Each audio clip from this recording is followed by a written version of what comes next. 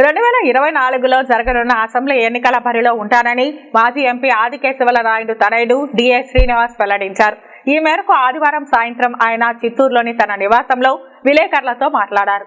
ఈ సందర్భంగా శ్రీనివాస్ మాట్లాడుతూ, ఇప్పటికే తనను పలు రాజకీయ పార్టీలు ఆహ్వానిస్తున్నాయని, అయితే తాను ఎవరికీ ఇంకనూ మాట ఇవ్వలేదని అన్నారు. తమ కుటుంబం సభ్యులు ప్రజాప్రతినిధులుగా ఉంటూ జిల్లా అభివృద్ధికి కృషి చేస్తారని, వారి ఆశయాలను నెరవేర్చడానికి శక్తివంచన లేకుండా కృషి చేస్తానని, తాను రాజకీయంలో ఉన్నా లేకపోయినా చిత్తూరు నగర అభివృద్ధికి కృషి చేస్తామని తెలిపారు.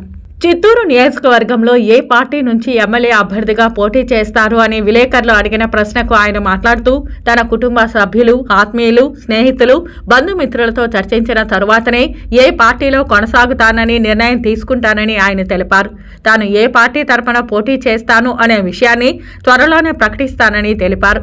ఇదిలా ఉండగా చిత్తూరులోని తన నివాసంలో ఆదికేశవుల తనయుడు శ్రీనివాస్ ఉన్నారన్న విషయం తెలుసుకున్న నేపథ్యంలో బలిజ సామాజిక వర్గ నేతలు, జనసేన, టీడీపీ నేతలు ఆయన నివాసానికి చేరుకున్నారు. త్వరలో జరగనున్న ఎన్నికల నేపథ్యంలో ఆదికేశవులు తనయుడు శ్రీనివాస్తో జనసేన, టీడీపీ ఇతర ముఖ్య నేతలు కలవడం చిత్తూరు నగరంలో చర్చనీయాంశమైంది.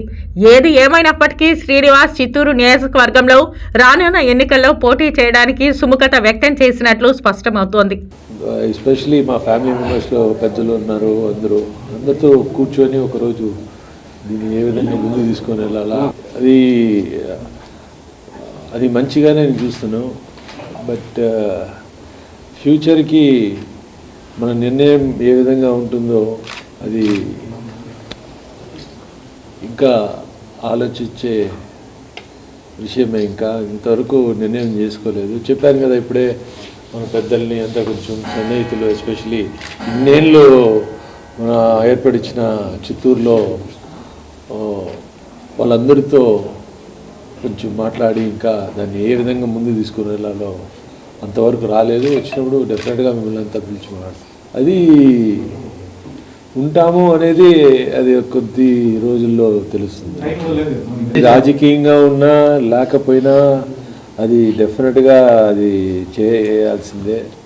ఆయన ప్రత్యేకంగా మన గోల్డెన్ తాపత్రయాలంతా వేసి మన తిరుమలని ఫినిష్ ఎలా ఉండింది, అది లాస్ట్ కోరిక అనేది.